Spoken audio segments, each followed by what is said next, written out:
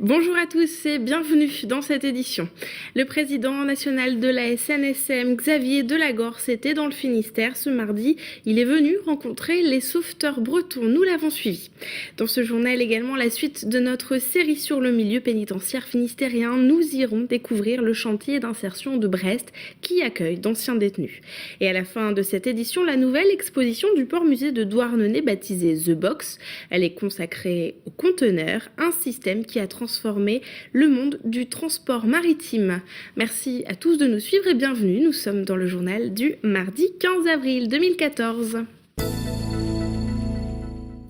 Et on ouvre cette édition avec la visite dans le département du président national de la SNSM, Xavier Delagorce. Il est venu rendre visite aux sauveteurs bénévoles du Finistère. L'occasion de rappeler que la société de sauvetage a besoin de dons pour poursuivre son activité. Frédéric Lorenzon a suivi cette visite sur les pontons de la Berbrac. Le président de la SNSM, la Société nationale de sauvetage en mer, Xavier Delagorce, visite actuellement ses troupes, les sauveteurs bénévoles des 24 stations de sauvetage du Finistère. Ce mardi matin, visite au canot de la Berbrac. En ces temps de réforme territoriale, la SNSM espère garder les subventions venant de la région et des départements. Que le département ou la région ait compétence pour nous subventionner, sans fonctionnariser les bénévoles. Il ne s'agit pas de transformer les bénévoles de la SNSM en sapeurs-pompiers volontaires ou professionnels. Les sauveteurs, je rappelle quand même une chose, c'est qu'il y a 7000 bénévoles, il y a 70 salariés. Il n'y a pas une organisation en France qui fonctionne dans des conditions comme celle-là.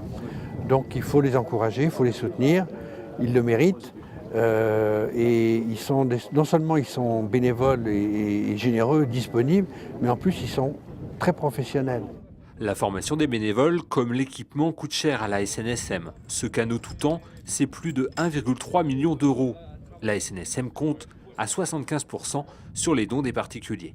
Aujourd'hui, nous avons 70 000 donateurs. Nous étions à 50 000 il y a 2 ans. On était à 70 000. Je compare ça au nombre de plaisanciers, d'anneaux en tout cas, 500 000. Donc il y a de la marge. La SNSM assure la surveillance de 4 plages sur 10 l'été. Dans le Finistère, 2 stages sont prévus à Camaret et à Loctudy pour ces sauveteurs saisonniers. Et politique, maintenant, les élections municipales sont tout juste terminées, mais une autre campagne débute, celle pour les européennes. Le vote est prévu le 25 mai. Les forces politiques commencent à partir à la conquête des électeurs, comme le parti Nouvelle Donne, en meeting ce mardi dans le département. Un groupement qui entend devenir une nouvelle force politique. On écoute justement Frédéric Descrozaille, un membre de ce parti. Donc une des propositions phares, c'est qu'il ne doit plus y avoir de traité européen qui ne soit pas ratifié par référendum. Et les Bretons sauront les lire, sauront les interpréter et sauront savoir ce qu'ils en pensent. Et au-delà de ça, il nous faut un traité d'urgence, un traité d'Europe sociale. La Bretagne a fait l'expérience là de l'économie, du durcissement de la concurrence, ce qui est terrible. Sur l'agroalimentaire, il y a eu énormément de dégâts. Alors que les Bretons ont su s'insérer dans l'international, ont su créer des alliances avec d'autres pays, à créer des arcs atlantiques. De tout temps, c'est un pays, la Bretagne, c'est une région qui s'est insérée dans des échanges internationaux, ne serait-ce que par la mer.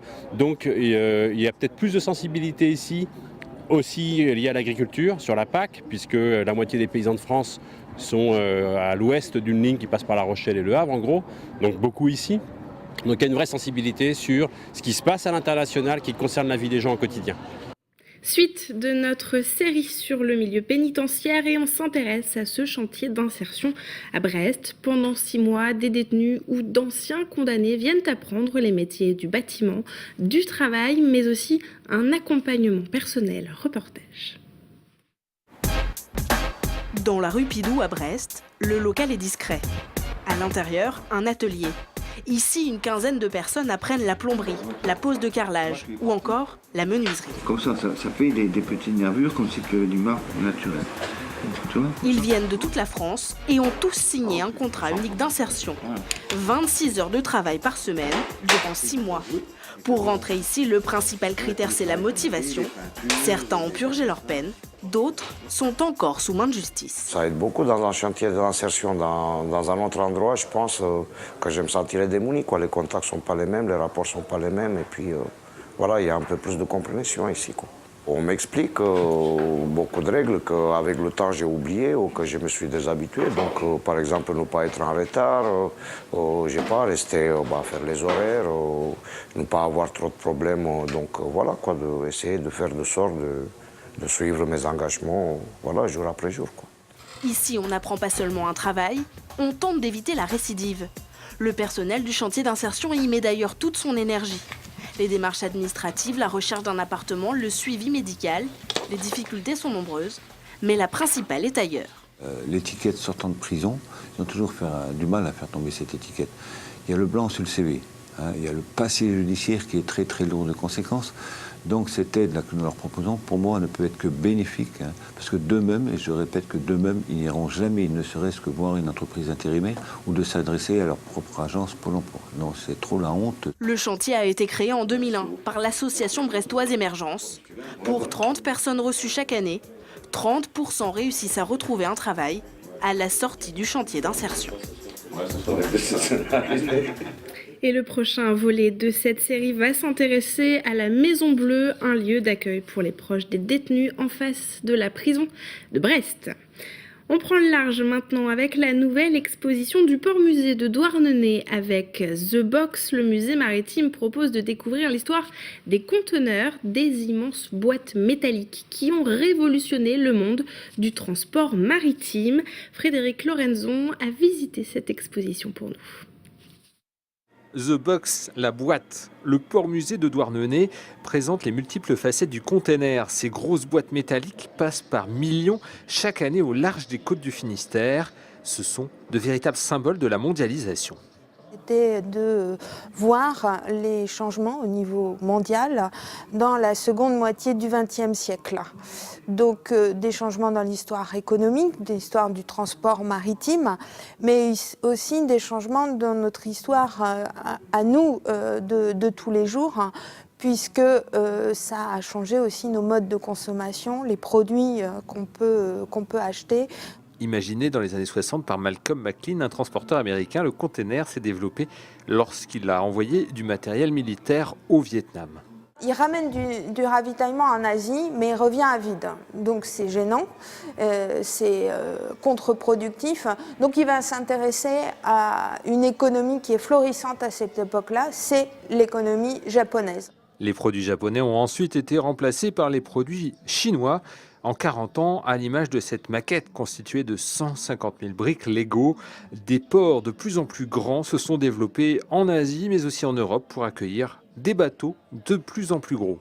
Ces deux évocations sont à la même échelle. Donc c'est pour montrer que entre les années 90 et aujourd'hui, le porte-container s'est largement allongé.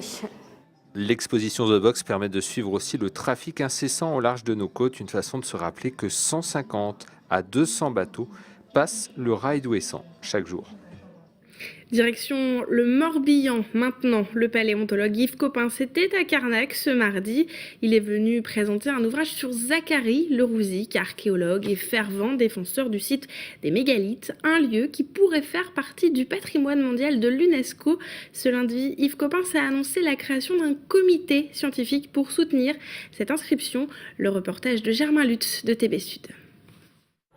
Zacharie Le Rouzic est une figure importante de Carnac. Archéologue engagé, il est un des premiers à faire stopper la destruction des mégalithes par les carriers et à en étudier leur histoire.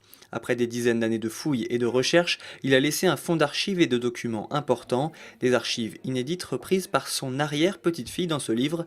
Descendante d'une lignée d'archéologues, Gwenaëlle Willem-Bayou a souhaité valoriser l'héritage de son ancêtre. Je trouvais que je pouvais faire partager mes connaissances avec tout le monde en fait. Voilà, et j'ai essayé de faire un livre où je lui donne beaucoup de place, puisque j'ouvre les guillemets souvent, et j'ai essayé au maximum de lui donner la parole à Zacharie Le Rouzic pour qu'il explique lui-même sa vie, son œuvre, son implication dans la vie de Carnac, et Carnac effectivement lui doit beaucoup. Le livre est préfacé par Yves Coppens, archéologue et paléontologue de renom, un hommage à ses racines et à son enfance à la Trinité-sur-Mer. Mais Yves Coppens est également président du comité scientifique pour le classement des mégalithes morbihanaises à l'UNESCO, une démarche entamée par l'association Paysages de Mégalithes. C'est très important qu'on ait toutes ces entités et ces rouages entre ces entités pour faire d'autant mieux fonctionner cette machine qui doit aboutir alors c'est plus profond que ça, mais en gros à l'écriture d'un gros dossier pour que l'UNESCO le prenne en compte et qu'il gagne, quoi. C'est une compétition. Pour Yves Coppens, le classement des mégalithes morbihanaises au patrimoine mondial de l'UNESCO devrait se faire dans les 5 prochaines années. Un coup de projecteur qui permettrait une meilleure mise en valeur et une meilleure préservation de ces richesses préhistoriques. Merci à tous de nous avoir suivis. On se retrouve demain. Excellente soirée sur TPO.